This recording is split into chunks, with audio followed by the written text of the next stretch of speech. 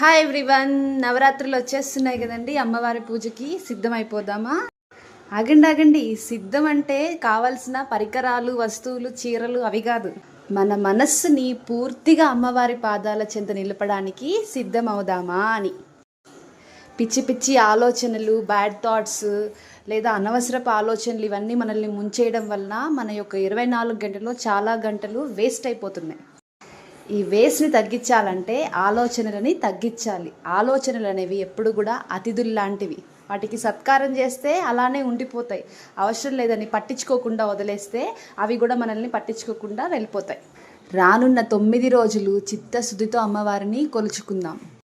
చిత్తశుద్ధి అంటే మన మనసు ఆలోచనలతో, మంచి ఆలోచనలు కానీ చెడ్డ ఆలోచనలు కానీ ఏదైనా కానీ ఆలోచనలతో నిండిపోతే మంచి ఆలోచనలు కానీ చెడ్డ ఆలోచనలు కానీ ఏవి కూడా మన మనసులో లేకుండా చిత్తాన్ని అంటే బుర్రని క్లీన్గా శుద్ధంగా చేసుకొని కేవలం అమ్మవారి యొక్క ధ్యానం మాత్రమే నిలుపుకోవడాన్ని చిత్తశుద్ధి అంటారు.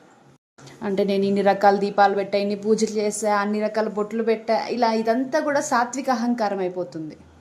సో అటు చెడు ఆలోచన, ఇటు మంచి ఆలోచన ఏది లేకుండా నిర్మలంగా చేసే పూజని చిత్తశుద్ధితో చేసిన పూజ అంటారు. ఇవాళ వాడిన పువ్వులు కూడా రేపటికి వాడిపోతాయి. పూజలో శివలింగం మీద పూజ ఉంది కదా అని రేపొద్దున ఆ పువ్వు తీయడం మానేయం కదండి, అది నిర్మాల్యం అయిపోద్ది.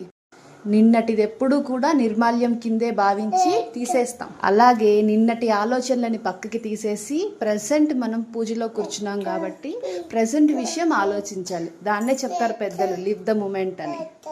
అలా మన మనసుకి మంచి చెప్పుకుంటూ నచ్చ చెప్పుకుంటూ పూజలో కూర్చోబెడదామా? ఇవాల్టి నుంచి నవరాత్రులకు సంబంధించిన వీడియోస్ అన్నీ చేసుకుందాం ఫ్రెండ్స్. Stay tuned.